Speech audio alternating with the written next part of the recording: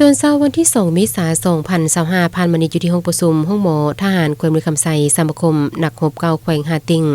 สาธารณรัฐสังคมเวียดนามได้มอบยาปิ้นปัวสุขภาพให้ห้องหมอทหารแขวงมือคำไซ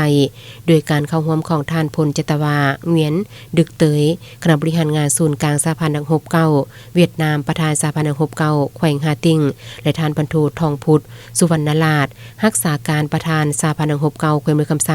มีท่านพันโทซีมอนแก้วมณีหัวหน้าแผนกเสนาหักห้องพลาธิการทหารแขวงมือคำไซมีพนักงานจากสมาคมนักรบเก่าแขวงฮาติงสาธารณรัฐสังคมเวียดนามและจากห้องหมอแขวงมือคำไซเข้าร่วมโอกาสนี้ท่านพลจตวาเงียนดึกเตยคณะบริหารงานศูนย์กลางสหพันธ์นักรบเก่าสาธารณรัฐสังคมเวียดนามประธานสหพันธ์นักรบเก่าแขวงฮาติงได้กล่าวมอบยาย่างเป็นทางการและกล่าวรับโดยแม่ท่านพันโท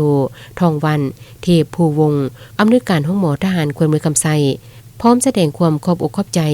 ยาจำนวนดังกล่าวมีมูลค่า10 ล้านกีบซึ่งได้จากงบประมาณห้องการสมาคมนักรบเก่าแขวงฮาติง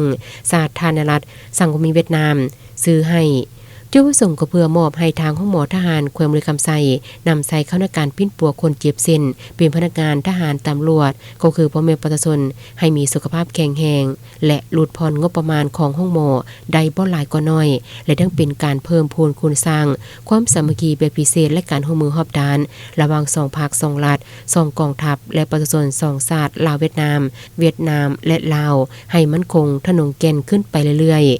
โอกาสเดียวกันนี้คณะผู้แทนสมาคมนักรบเก่าแขวงฮาติงนำโดยทานพลจตวาเงียนดึกเตยคณะบริหารงานศูนย์กลางสมาคมนักรบเก่าเวียดนามประธานสหพันธ์นักรบเก่าแขวงฮาติงพร้อมคณะได้ไปเที่ยวชมเขื่อนไฟฟ้าน้ำเทือนหนึ่งที่ตั้งอยู่บ้านโพนเจริญเมืองปักกะดิ่งแขวงมือคำไซ